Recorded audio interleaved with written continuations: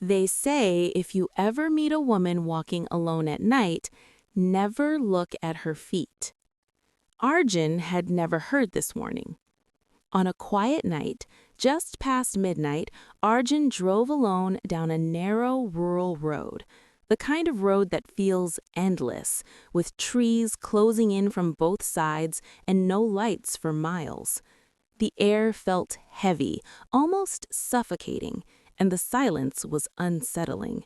No insects, no distant voices, just the sound of his engine cutting through the fog. As the fog thickened, Arjun felt an uneasy sensation crawling up his spine.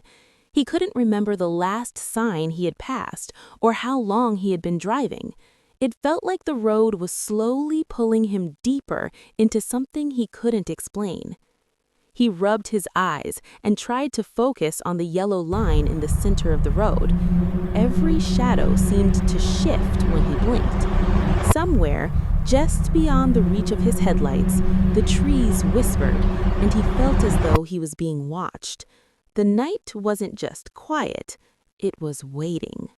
Minutes passed, or maybe hours. The road felt longer than it should. The fog grew thicker, dulling every sound around them. When Arjun turned back to look for his car, it was gone. Only fog remained. His phone showed no signal, no time, just his own reflection staring back at him. Arjun's heart began to pound. The world felt unsteady, like he was floating. Trees and shadows twisted with every blink. The woman beside him did not change pace. Her voice remained calm, soft, as if nothing around them could touch her. He tried to speak, but his throat felt tight. Every instinct screamed at him to run, to get back to his car, to escape. But his legs moved as if trapped, dragging him forward alongside her. They passed an old banyan tree standing alone by the roadside. Something was carved deeply into its bark, a warning. Do not walk with her. Do not speak. Do not look down. Arjun felt his chest tighten. Warnings like this didn't exist without reason. He looked at the woman. Her face was calm, unreadable. No expression betrayed anything. For a long moment he considered turning back, but the road behind him seemed to stretch into endless fog, as if it had swallowed the path he had come from. Panic began creeping through his veins. That's when Arjun noticed something terrifying. He couldn't hear her footsteps. No sound, no movement. Slowly, against every instinct screaming inside him, Arjun looked down. Her feet were twisted backward, toes facing him, heels pointing forward. A cold wave of fear crashed over him.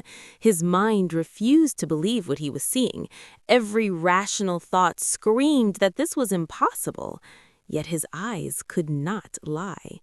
The woman tilted her head, watching him with a faint, unnerving smile. The calm demeanor had vanished, replaced by something ancient, hungry, patient.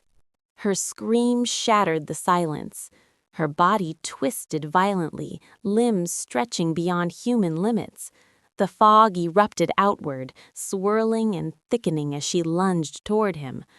Arjun ran. His lungs burned. Every step felt heavier than the last. The world seemed wrong. Trees bending, shadows stretching, the road twisting unnaturally beneath his feet. Her laughter followed him, broken and slow, as if the night itself was mocking him. Panic threatened to paralyze him completely, but his legs kept moving, desperate, trembling, desperate to survive. The next morning, Arjun's car was found parked neatly on the roadside. The door was open, the engine cold. Arjun was never seen again. Travelers say that even today, if a woman asks you to walk with her at night, never look down. Never take that first step. The road remains quiet after sunset, but some swear they can hear soft footsteps following them, waiting for someone curious enough to make the same mistake. Long before Arjun ever stepped onto that road, the villagers spoke in whispers about what walked there after dark. They called her Chudel, not a demon, not a monster, but the spirit of a woman whose life ended the wrong way. In old villages, it is believed that when a woman dies carrying deep betrayal, humiliation, or injustice, her soul does not move on. Instead, it lingers, changing, twisting, until it becomes something else, something patient, something dangerous. They say she was once beautiful, not just in appearance, but in presence. Men admired her, women envied her, and strangers remembered her long after she passed by. But beauty, in those days, was often a curse. She was promised to a man she did not choose, a marriage arranged not by love, but by convenience. When she resisted, she was silenced. When she cried, she was ignored. And when she disappeared, no one asked why. Some say she was abandoned on the edge of the forest. Others say she was betrayed by the man she trusted most. But everyone agrees on one thing: she did not die peacefully. Her body was found days later, broken, discarded, forgotten. And when she was buried, the earth rejected her. Dogs howled near her grave, the trees around it withered, the soil refused to settle. That was the first sign. After her death, strange things began to happen. Men traveling alone claimed they heard soft footsteps behind them. Some spoke of a woman walking beside them, asking simple questions in a gentle voice. Others said they smelled flowers in places where nothing should grow. Those who followed her were never seen again. The elders warned that the Chudel does not attack with strength, she attacks with trust. She does not chase at first, she walks. She does not scream at first, she speaks softly.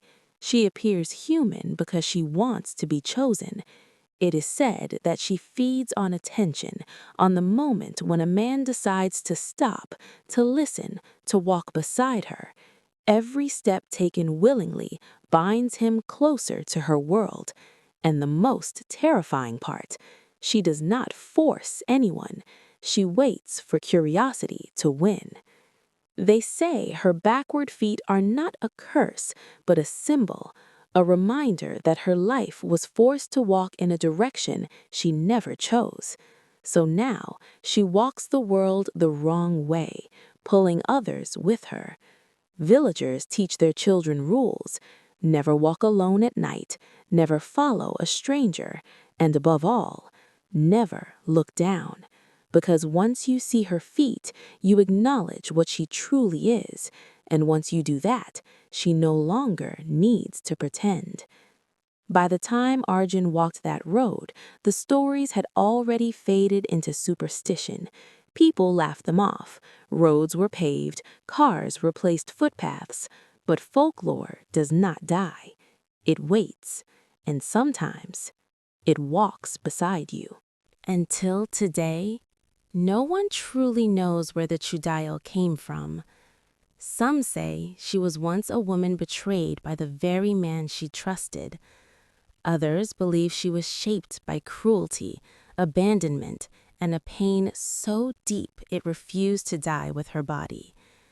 But every version of the story ends the same way. She did not leave this world peacefully. They say the forests remember her footsteps, that the wind carries her soft laughter long after midnight, and that when the night grows unnaturally quiet, she is already close. The Chudayal does not hunt like a beast. She does not scream or chase. She waits. She walks beside lonely travelers, matching their pace, matching their breath. Her voice is calm, her presence comforting. She listens more than she speaks, And that is how she wins your trust. By the time doubt enters your mind, by the time fear tightens your chest, the road behind you has